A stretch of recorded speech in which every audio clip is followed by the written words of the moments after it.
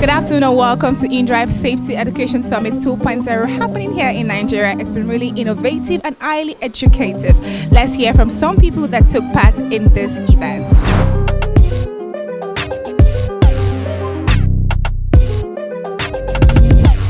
It's one of a kind, really. I totally enjoyed it.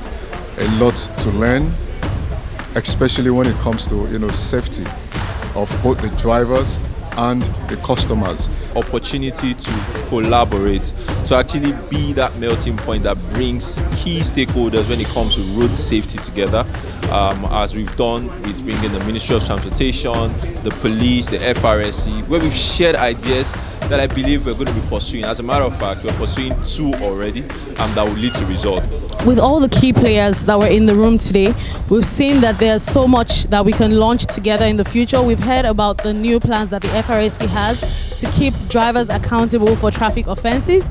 We've also heard about great plans from Emergency Response Africa, about the plans that they have to train drivers on emergency response. And Emergency Response Africa is one of inDrive's success stories. This education summit is so fantastic because we learn a lot, especially about new features on their app.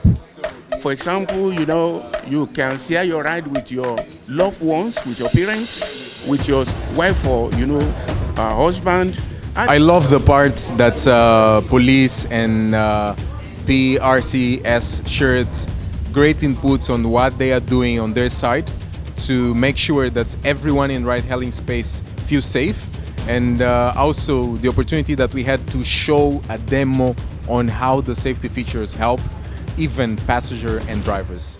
I must also commend the FRSC for making our driver verification and onboarding process very easy as well, because they have a website where you can verify driver's licenses and ensure that they are valid. Many countries don't have this feature, and so you just have to work off the information that the driver has provided to you. But in Nigeria, when a driver submits a driver's license, we can go check on the FRSC website. If it's registered there, then we know that, okay, this is valid. So those are some of the ways that companies and the regulators can work together, to design a process that protects both the passenger and the drivers. And another example I would give from Kenya is a data sharing agreement that was reached by the authorities. Like Engineer Adebayo said, one of the major concerns that passengers have when using an app is protection of their data. People are entitled to their data privacy. You just can't disclose their information to anybody. But there's an exception to data privacy rules. When the authorities or the regulators request for certain information, then you are obliged to disclose this. And so where we have regulations that make some of these disclosures mandatory, then we'll be able to work hand in hand with authorities. In Kenya, for instance, the NTSA, which is the regulator for transport and ride-hailing, has designed a process where all apps have to share data of banned drivers. So you must provide the name of the driver, the offense that the driver committed. I'm sure many of us are aware that in Nigeria, you would see cases on social media where a passenger says, oh, this driver robbed me on this app. And then the app goes ahead to maybe ban or block that driver. And then in 2 months' time, you hear that, oh, this driver is now on another app and he's robbing passengers again. And that's because we don't have a data sharing process that involves all the apps together. And it's not something that the apps can do on their own. It's something that can only be mandated by regulation. So it's important that the regulators work hand in hand with us to design such a process where if this data of banned drivers is uploaded to some database, all of us can go cross-check and say, oh, this person has been banned by this app. Immediately, let's blacklist him on our app so the person is not going around causing havoc, in the society. So those are some of the very important ways that regulators and apps can collaborate on the advocacy process for ensuring safety in the industry. Awesome. A round of applause. I think our safety features are very ground and very aligned with the reality. And the thing that we saw with our data, with the feedback in the room, is like the safety features are there, but people are not using. So the advice that I have in general is for the people to start making use of the safety features because they are there.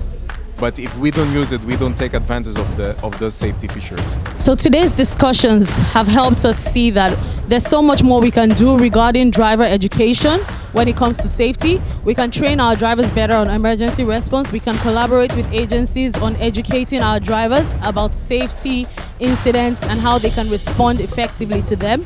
We can also champion policy initiatives, that help ethical data sharing with regulators that would help to build safety principles that will govern the industry. And of course, we are partner in progress to FRSC and Nigeria Police. So we should continue and, lay more, emphasis on what we had here today. Good synergy, which of course, if you see what is happening in Lagos State, we have good synergy among the enforcement agencies, whether state or federal. Today's event has definitely put us at the forefront as champions of safety. Right now, we can say gladly that we're trending at #1 on Twitter. And I'm so happy to see that this is a conversation that we're pushing forward in the industry. We're actively collaborating with regulators, we're actively collaborating with stakeholders, and we're taking user feedback as well to help us to launch better and new safety innovations on our app. Our commitment to safety is unwavering, and the gap that we are looking to close, which is a push, is the user education gap and collaboration, because safety is a collective responsibility. That's something we've always preached. But first, one push we've had is continue the proactive stance. Now, this is a proactive stance, which is to call more players to work together to educate users and ensure that we build infrastructures that create a safer environment. We expect them to grow from strength to strength, and again, to lead so that other people can follow them, while other people are leading as well. So we are not to judge, but we are to see their performances, whether they are doing well or not. Of course, the third edition of the Safety Education Summit will happen. And also the continuing improvement on our services. That is something that we are doing like every single month, every single day, to improve according to the feedback. So what we expect from the people is to continue giving us review, continue giving us like recommendations and a way to improve, and we will take this to work and make it happen.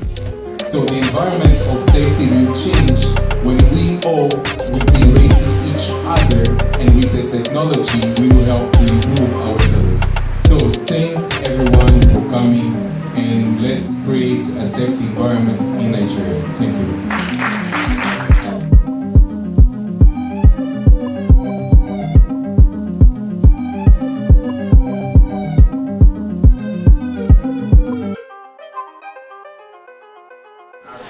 We've heard such an amazing, extremely powerful insights from this event. I mean, I really enjoyed myself. It was such a productive day. I just cannot wait to see the safety initiative come to life. My name is Olu Dami. Thank you for watching. Bye.